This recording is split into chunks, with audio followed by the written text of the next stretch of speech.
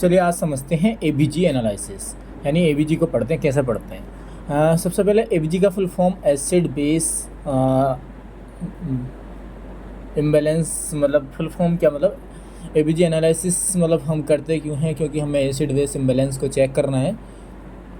इसका वैसे full form होगा आर्टरी ब्लड गैस एनालिसिस। ठीक है, सबसे पहले हमें पता होना चाहिए नॉर्मल पीएच कितना होता है, नॉर्मल बाइकार्ब कितना होता है, नॉर्मल PCO2 कितना होता है, और नॉर्मल ऑक्सीजन भी पता होना चाहिए। नॉर्मल पीएच की बात करूं तो 7.35 से लेकर के 7.45, और नॉर्मल बाइकार्ब की बात करूं तो 22 से लेकर के 28 तक, और तुम्हें नॉर्मल PCO2 की बात करूं तो 35 से लेकर के 45 तक, और नॉर्मल PO2 की बात करूं तो 80 to 100। ठीक है, इतना सबको पता है। एक फार्मूला हम यूज करेंगे, pH = SCO3/PCO2। एक फार्मूला या निंजा टेक्निक समझो इसको, हम यूज करेंगे ROME, रेस्पिरेटरी में अपोजिट और मेटाबॉलिक में इक्वल। ठीक है, सबसे पहले हम पढ़ेंगे कैसे। सबसे पहले pH देखेंगे, उसके बाद बाइकार्ब देखेंगे, उसके बाद PCO2 देखेंगे, उसके बाद कंपनसेटरी, फिर उसके बाद पार्शियल कंपनसेटरी, लास्ट में हम अनकंपनसेटरी देखेंगे। ठीक है, बात करते हैं pH।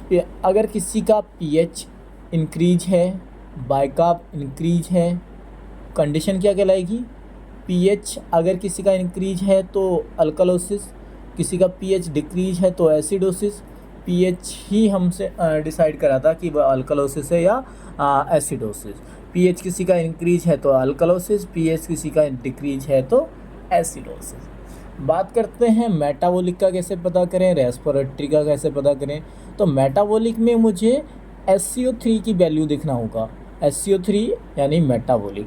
SCO3 में क्या होता है कि SO3 अगर pH तुम्हारा इंक्रीज है, HCO3 इंक्रीज है, मतलब यहाँ पे देखिएगा ये जो फॉर्मूला है pH = HCO3/PCO2। तो अगर तुम्हारा pH को directly proportional to HCO3, pH क्या है? डायरेक्टली प्रोपोर्शनल टू HCO3, और pH क्या है? इन्वर्सली प्रोपोर्शनल टू PCO2 ना।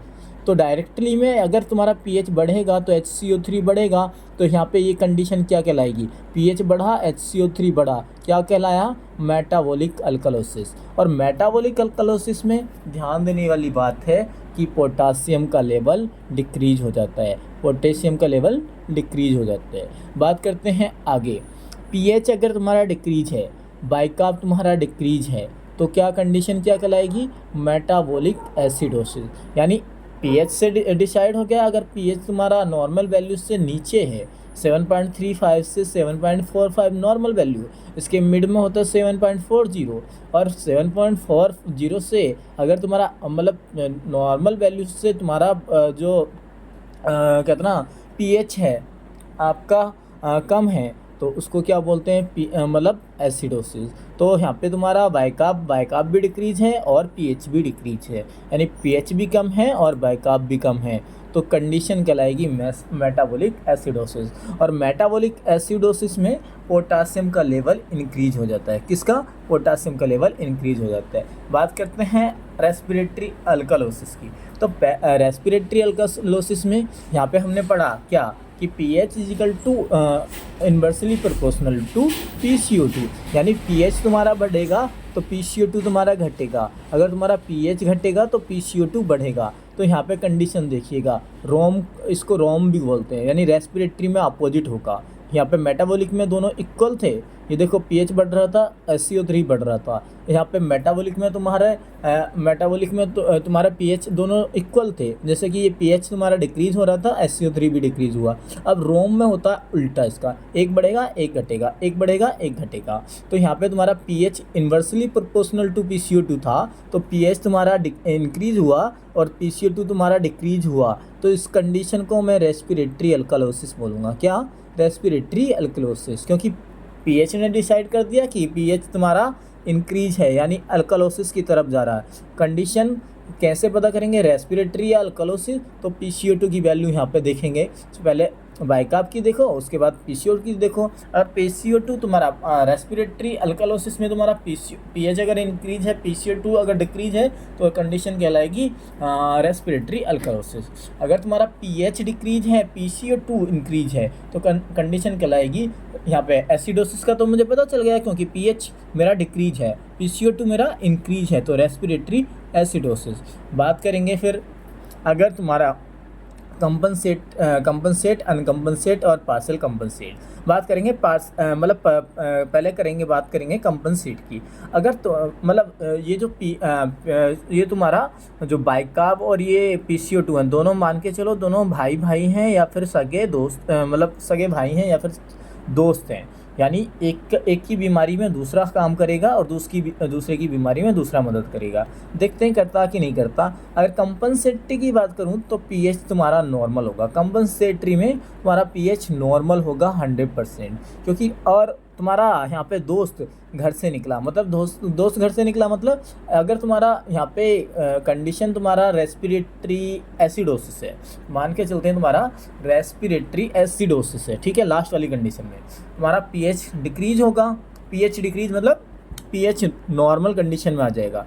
अगर तुम्हारा यहाँ पे कंपनसेटरी की बात करूँ तो वैसे रेस्पिरेटरी एसिडोसिस होना चाहिए, तो रेस्पिरेटरी एसिडोसिस में मतलब कंडीशन देख के पहले तो तुम्हें डिसाइड करना होगा कंडीशन क्या है, उसके बाद तुम्हें कंपनसेट अनकम्पनसेट में पता चलेगा कि तुम्हारा पीएच नॉर्मल होने की कोशिश कर रहा है, तो तुम्हारा जो है कंडीशन कहलाएगी कंपनसेटेड, ठीक है।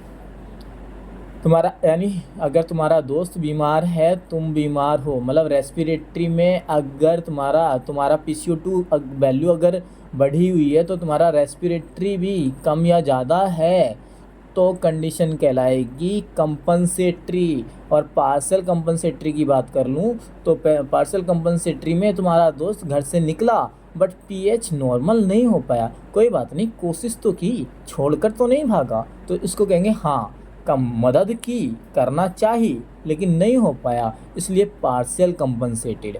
और अगर तुम्हारा दोस्त घर से ही नहीं निकला, सबसे पहले तुम्हारा इन दोनों का याराना ही देख लो कि अगर मजबूत है या नहीं है, तो इन दोनों के मतलब दोस्ती में कितना फ़र्क है। अगर तुम्हारा यहाँ पर दोस्त तुम्हारा घर से निकला तो तुम्हारा कंपनसेटरी अगर पीएच को नॉर्मल ले आया और तुम्हारा दोस्त घर से निकला बट पीएच को नॉर्मल नहीं कर पाया, बट पीएच नॉर्मल नहीं हो पाया, तो कंडीशन क्या कहलाएगी, पार्शियल कंपनसेटेड। अगर यहाँ पे तुम्हारा दोस्त घर से ही नहीं निकला तो समझ लो निठल्ला है, बेकार है, तुम्हारे काम का नहीं है, अनकम्पनसेटेड है, अनकम्पनसेटेड, ठीक है। बात करेंगे कुछ एक PDF और है,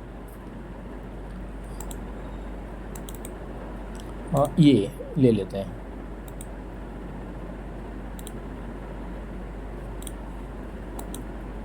ठीक है, अब ट्रीटमेंट की बात करते हैं तो रेस्पिरेटरी एसिडोसिस में मैकेनिकल वेंटिलेशन यूज करो या फिर हाइपर वेंटिलेट करा दो। रेस्पिरेटरी एसिडोसिस का इलाज क्या है, मैकेनिकल वेंटिलेशन और हाइपर वेंटिलेशन।